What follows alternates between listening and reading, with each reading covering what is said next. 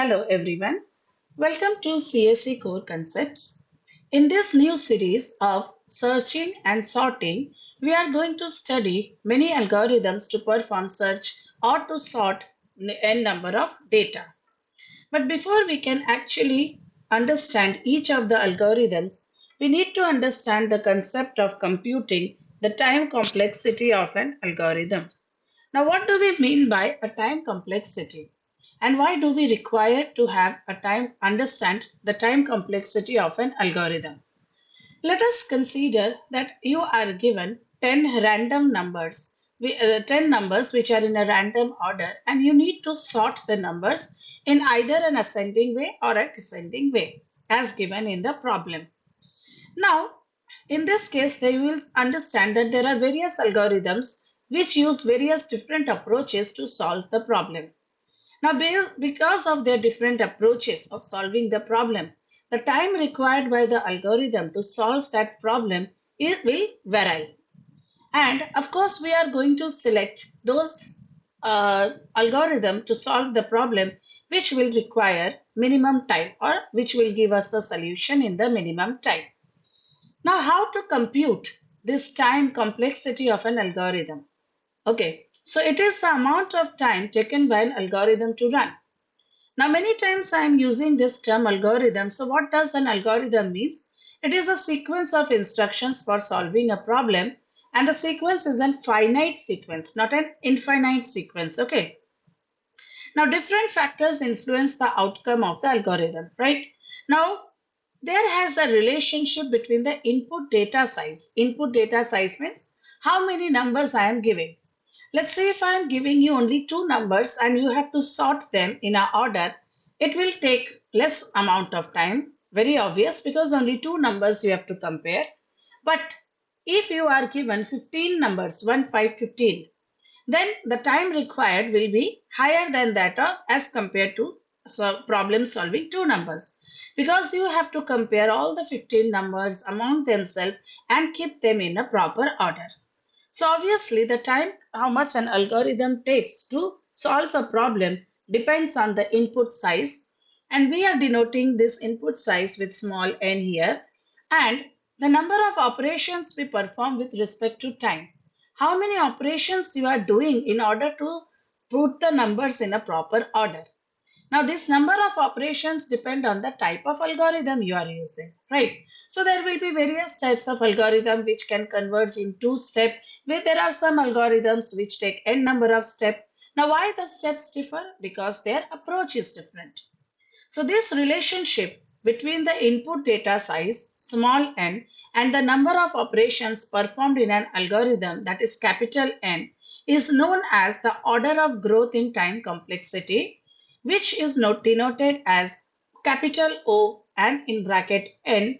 With this notation is also called as the big O notation, where capital O denotes the order of growth, that how much it is growing, how much time is increasing, and small n is the length of the input. Now let us consider one problem. Let's say there are 10 boys who are playing and one boy is randomly given an handkerchief. We do not know which boy has been given a handkerchief, and we need to find out which boy has been given a handkerchief. Now, one option is that you can ask each boy and do and one by one and find out who has been given a handkerchief. Second option is that you can take the first boy, consider the first boy, ask him whether he has the handkerchief or not, and tell him to ask the other boys whether they have handkerchief or not.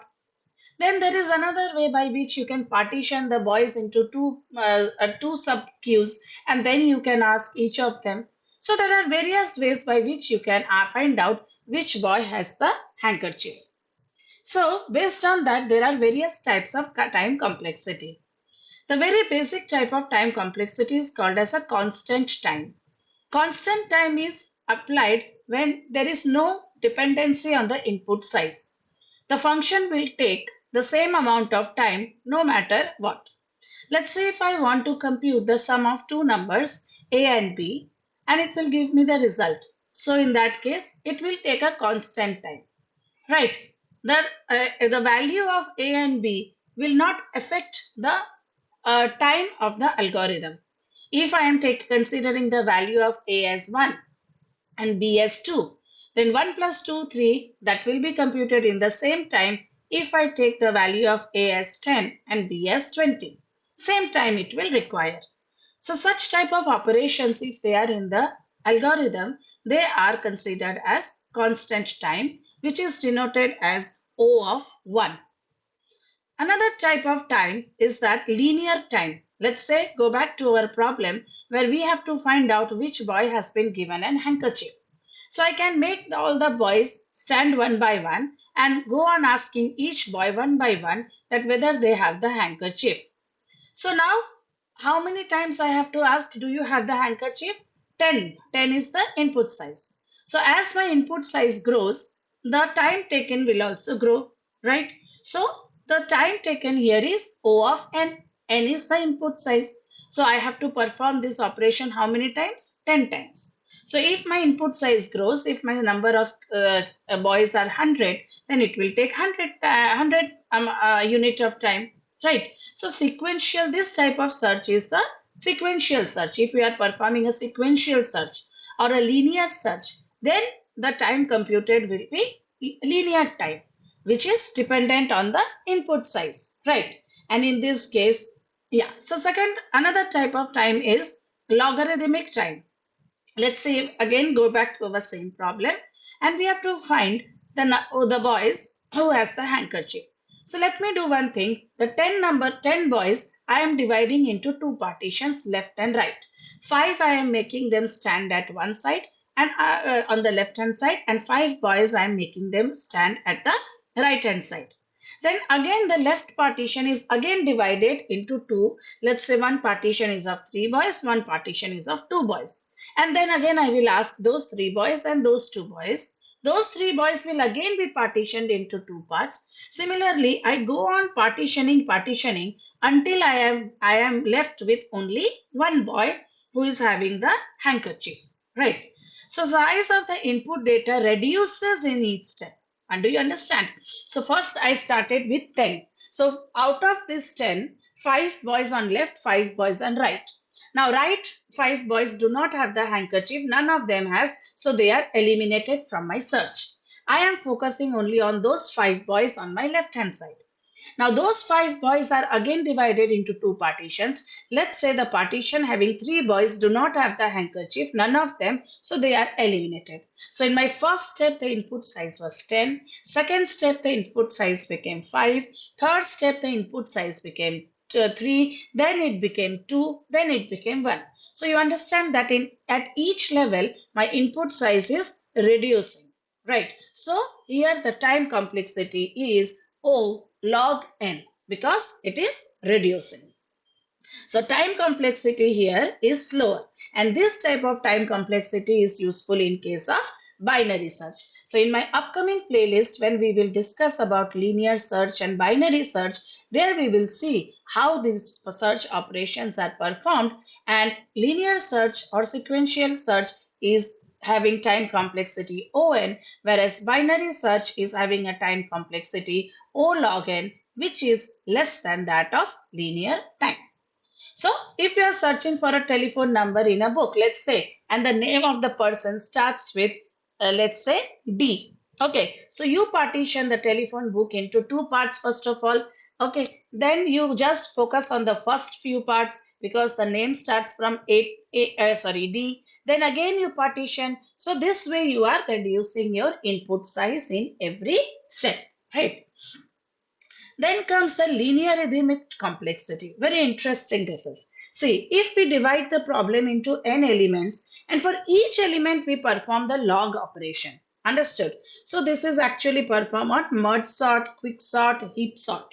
So we will study the different types of sorting. So how many times you are doing the same operation? First you have a problem, n elements are there. So you are dividing that n elements into part, again going on dividing, fine.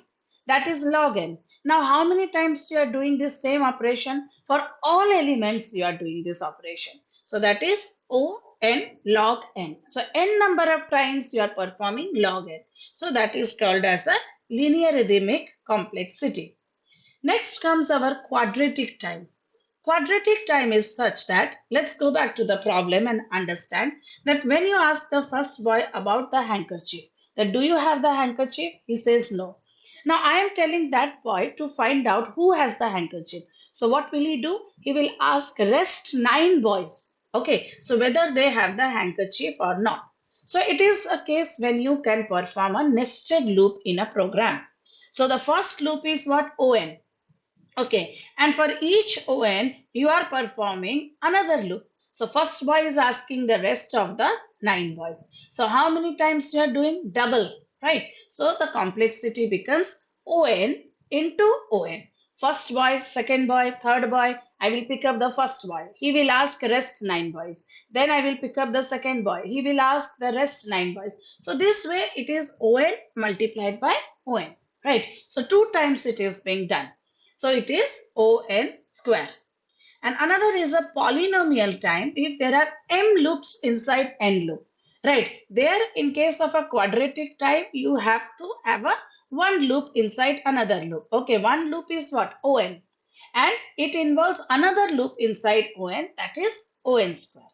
But in case of a polynomial time, you have m loops inside n loops. Let's say if you have to compute the sum of all elements in a matrix.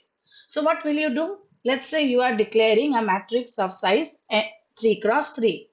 N is 3, M is 3, fine. So you have declared an array of size 3 cross 3, right? So these are the elements of the array. So in an array of size 3 cross 3, how many elements will be there? 9 elements will be there. So you have 2 for loops. First you have to traverse through all the rows, and in each row you have to traverse through all the columns, right? So you have the outer loop as I to 0 to less than n, and an inner loop from 0 to less than m. And then you are computing the sum of all the elements of the matrix. You want to compute a total, right? You want to compute 3 plus 2 plus 7 plus 2 plus 6 plus 8 plus 5 plus 1 plus 9. So all elements. So you have to traverse row wise, and in each row you have to traverse column wise, right? So you require a m into n loop. That is called as a polynomial time. Fine. So I hope you understood the different types of time for computing, and next series when we are going to understand about the different type of search and sorting algorithms, there time complexity plays a very crucial role. Okay, so thank you for now, and please stay tuned for more such informative videos, and please don't forget to like, share and subscribe to CSE Core Concepts. Thank you.